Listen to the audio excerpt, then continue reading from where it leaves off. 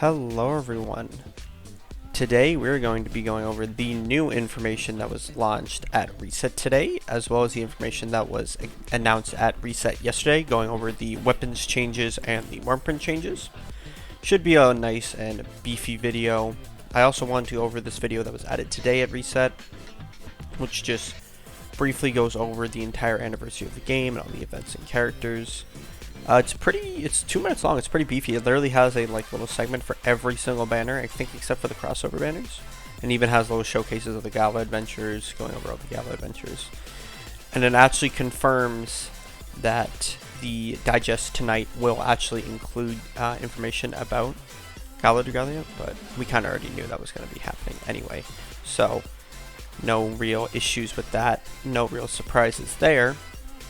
However, I will say what is surprising are the changes to the weapon and crafting systems.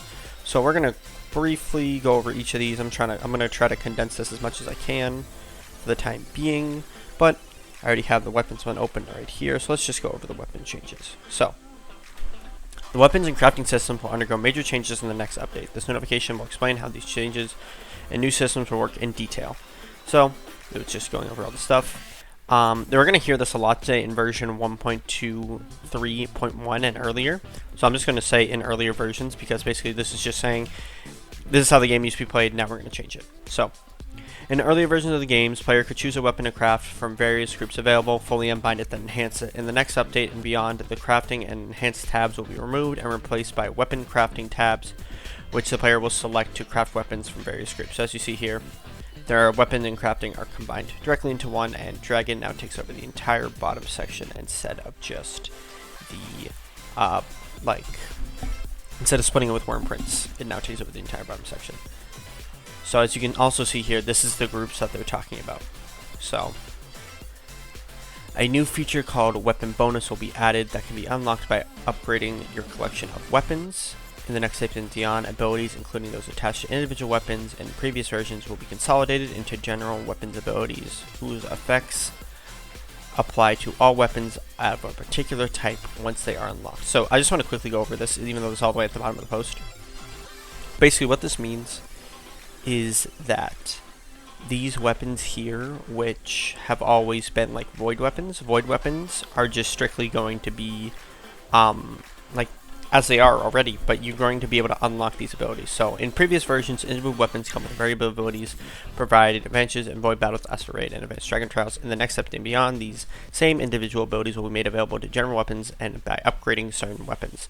The weapons abilities that are available in particular weapons will depend on the weapon's type, and these abilities take effect regardless of what weapon an adventurer has equipped, as long as the adventurer's weapon type and element match that of the weapon's ability. So basically, if I say I want flame swords to have petrify resist, no matter what flame sword I have equipped, I will have petrify resist, which is super helpful.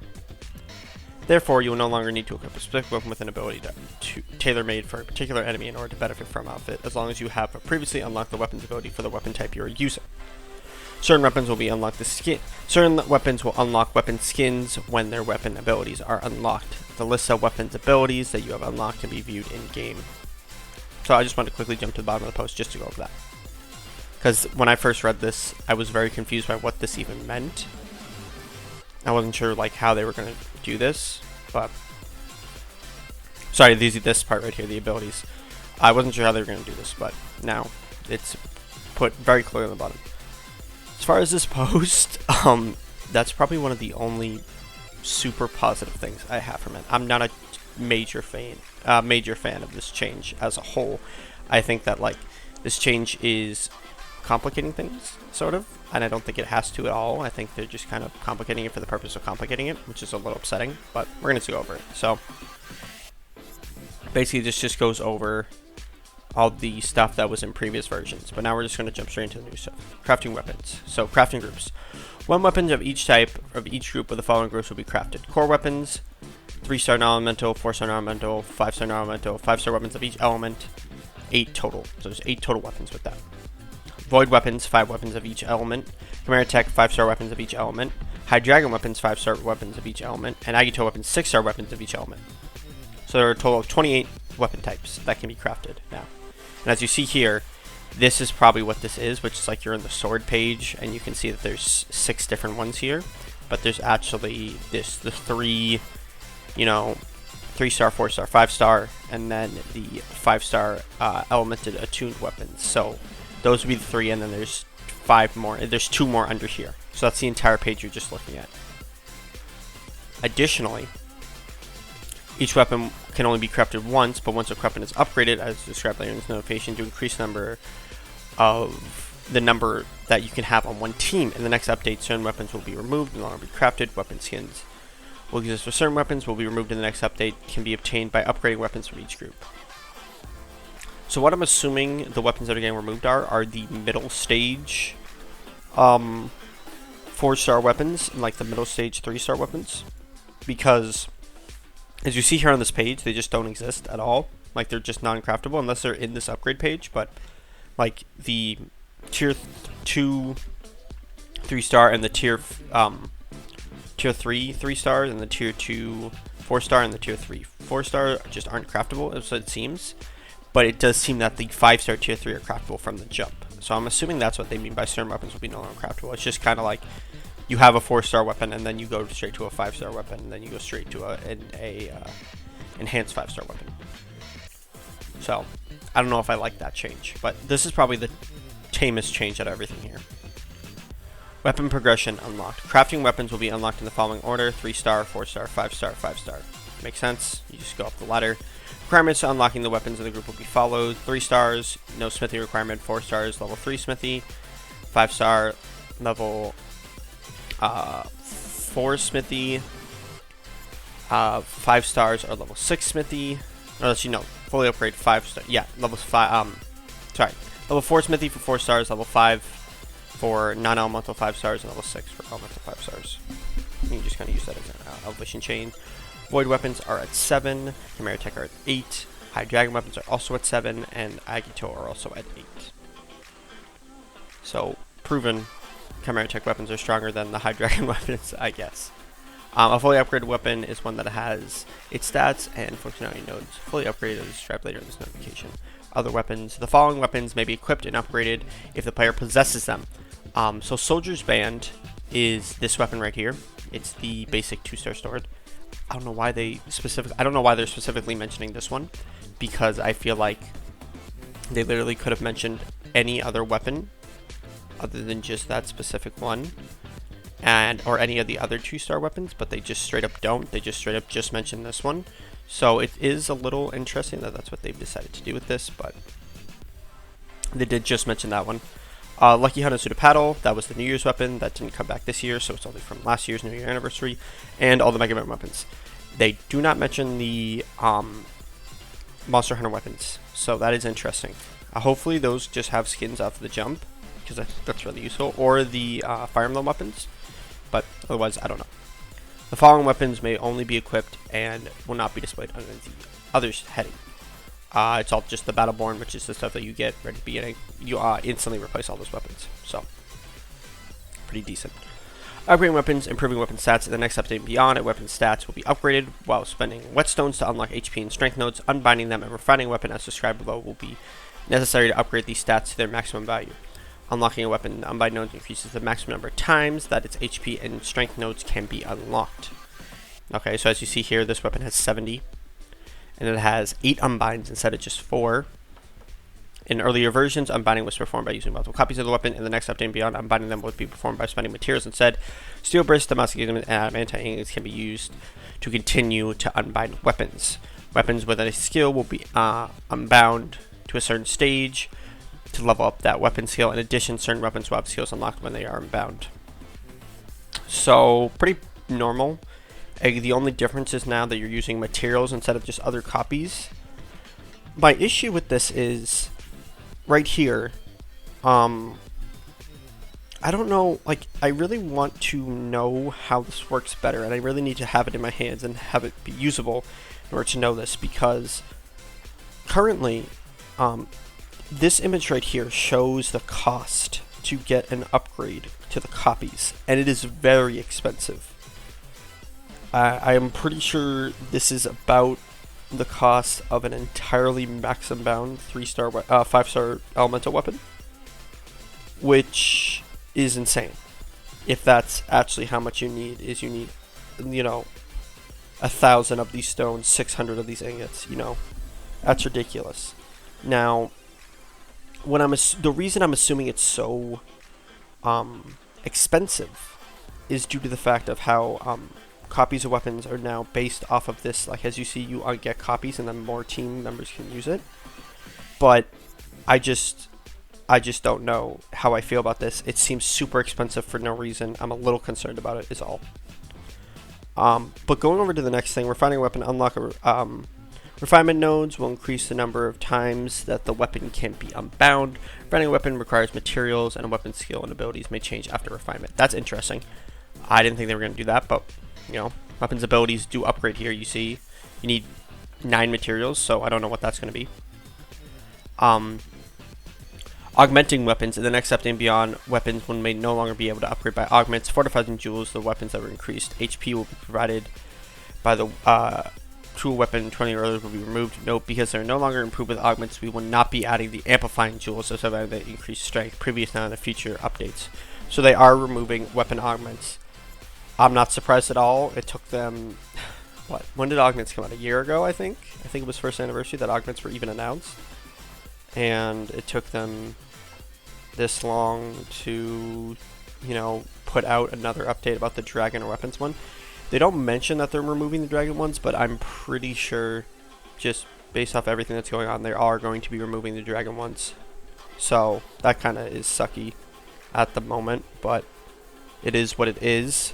As far as the rest of this post goes, it's just going to continue with what we've been talking about with the copies of weapons here. So as far as copies of weapons go, weapon storage is removed, and certain weapons must be unbound to a certain level before their copies can be selected. If a player obtains a weapon that they already have, it will be converted into materials straight up, which I think is fine. I don't know how much this is going to matter because I don't know how often you just get weapon drops, except for like raid events or facility events where they just drop like the 5-star version of the weapon that the on-focus characters have or the welfare character has. So it is possible that this would help us in the long run. You don't have to automatically spend like materials to break it down. I'm assuming a lot of players are going to get an influx of these materials just based off how many weapons that they have that are extra. I know I have at least like 12 max unbound normal 5-star swords, non-elemental swords, just because I've gathered them over time from events and stuff. So yeah, that's an interesting one. Weapon slots. Each weapon will come with a certain number of slots. In earlier versions, up to 2 weapons can be equipped on adventure. In the next up and beyond, Wymprints will be equipped based off weapons instead and can be equipped in numbers equal to the number of slots on the weapon. The slots on the weapon will vary from weapon to weapon, and slots will be added to a weapon until it has 5, allowing it to equip up to 5 Wymprints. So, slots for 5-star Wymprints, 3 per weapon. Slots for 3-star, 4-star, and 2-star is 2 per weapon. Now, when you're saying, you're probably like, wow, that's crazy. 5 Wymprints. That's going to be so broken. We're going to get to the Wymprints. And as you can see from this image right here, they gutted them.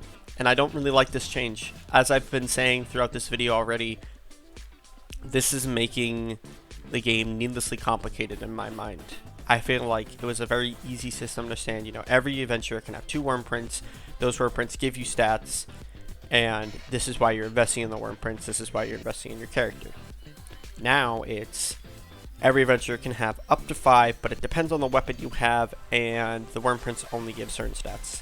So I'm a little I don't know how this. I don't want to say it's bad because I don't think it's going to be bad. I think it's actually going to be fine, but I think it's needlessly complicated things, just in my opinion. Then we have weapon bonuses. By unlocking a weapon bonus of an elemental weapon for each group, the player can boost their adventure stats depending on the type of weapon that they yield. These boosts are reflected in the castle information screen. Sounds great, except for the fact weapon bonuses for certain Agato weapons will be added in the future. So, as an endgame player myself, this change doesn't really do much for me at the moment. When they add the Agato weapons, I'll definitely look into it because that's actually a super cool idea. But yeah, at the moment, this doesn't really affect me at all. And then we have the weapons abilities, which I already went over, but just again, you unlock weapons ability per type of weapon. So you unlock a petrify resist on a flame sword, and every flame sword will have that. Pretty good. Other changes, they just go over like the whole changes to endeavors and stuff. Nothing to note here except for this one right here, Event Compendium Endeavors.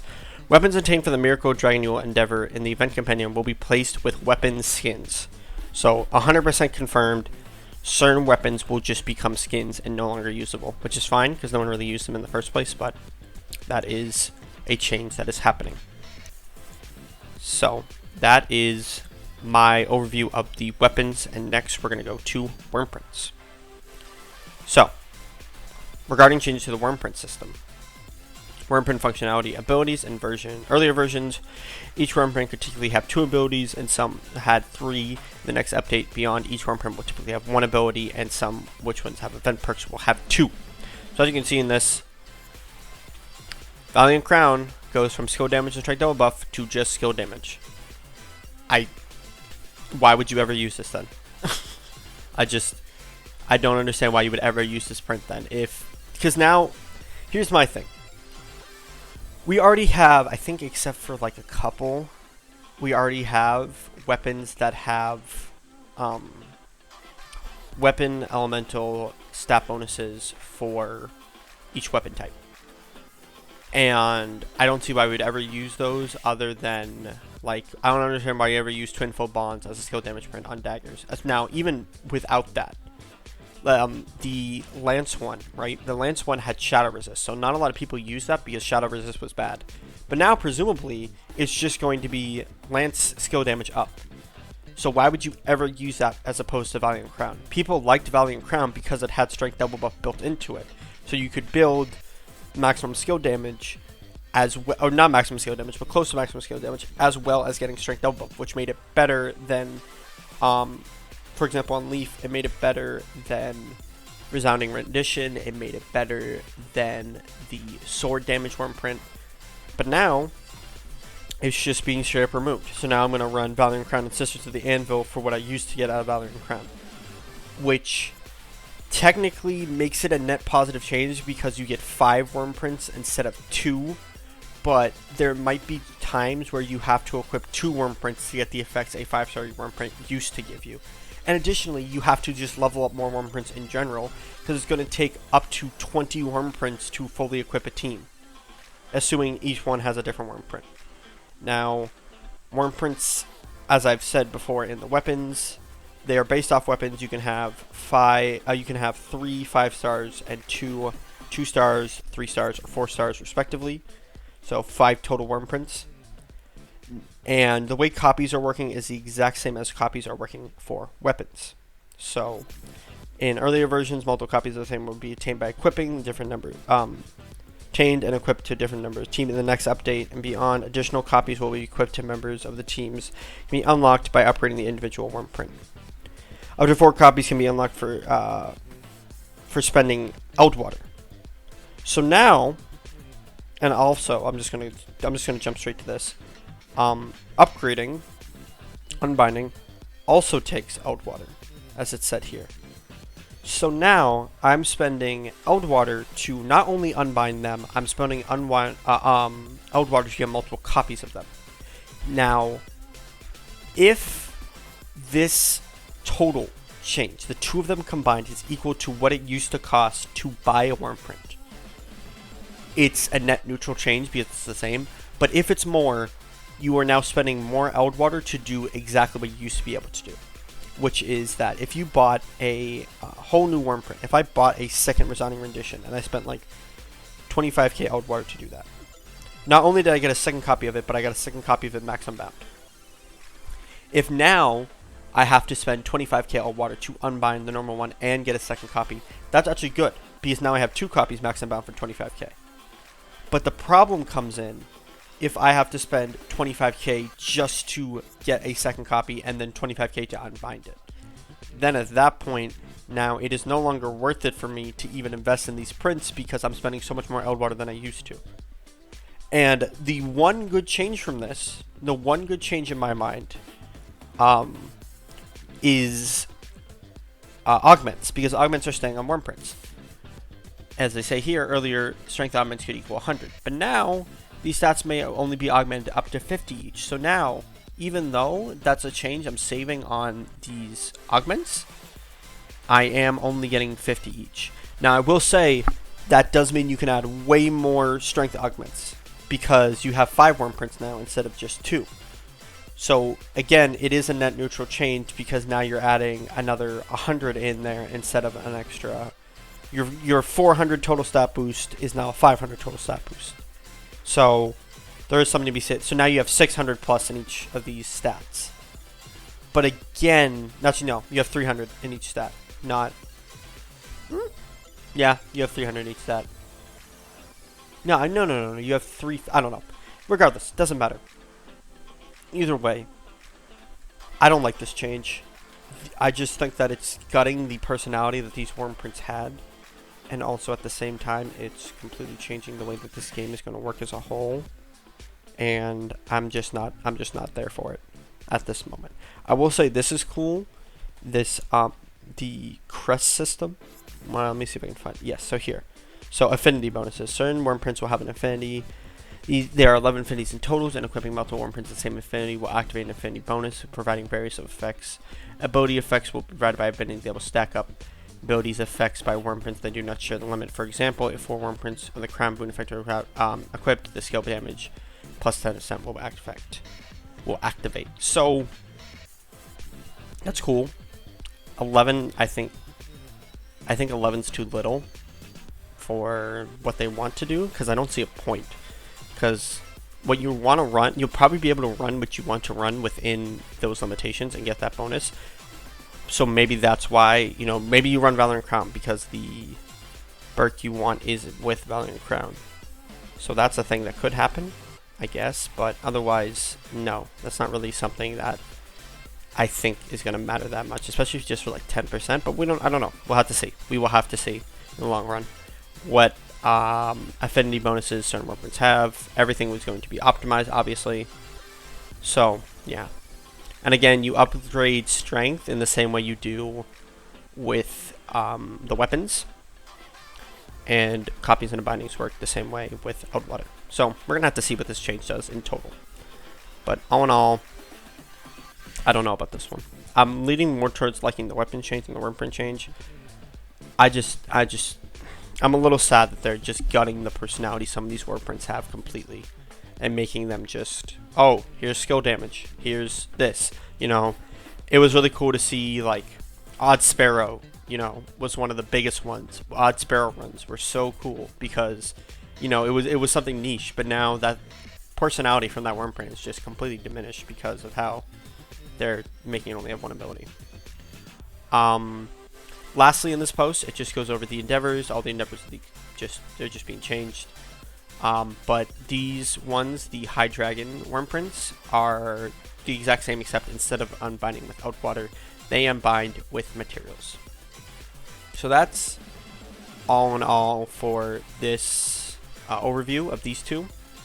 I will be streaming the digest tonight at my Twitch channel. It's going to be in the comments. This is going to be my first stream.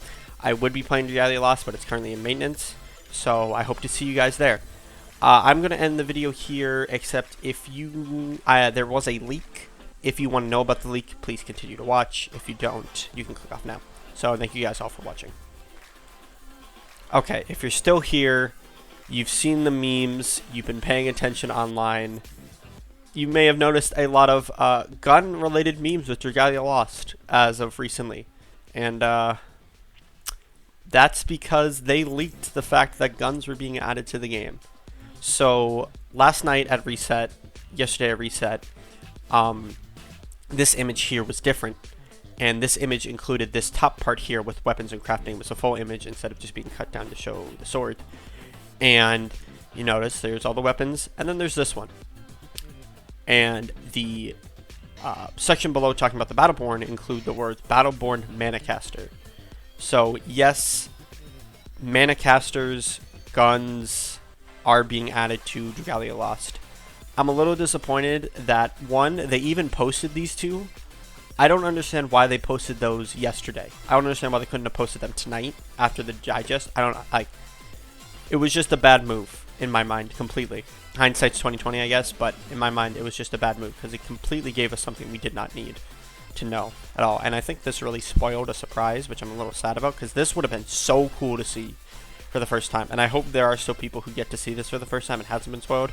But the subreddit's been completely over, the Twitter account's been completely taken over. It's all just completely been taken over. So, unfortunately, but I still know there will be surprises tonight. I know there will be surprises next weekend, or this weekend, with the Tokyo Game Show and Game Show Live performances that are going to go on. I'm really looking forward to those. I'm assuming a Switch version will be announced because actually this, in the Wymprints section, you notice that there's shell shading here. This is new graphics. Cell shading actually wouldn't be a graphical update, really. So it's interesting that they are, but I do think this might be pointing to a Switch version. But all in all, that's going to be it for me from today. Thank you all so much for watching. I hope to see you later at the stream. And yeah, see you guys later.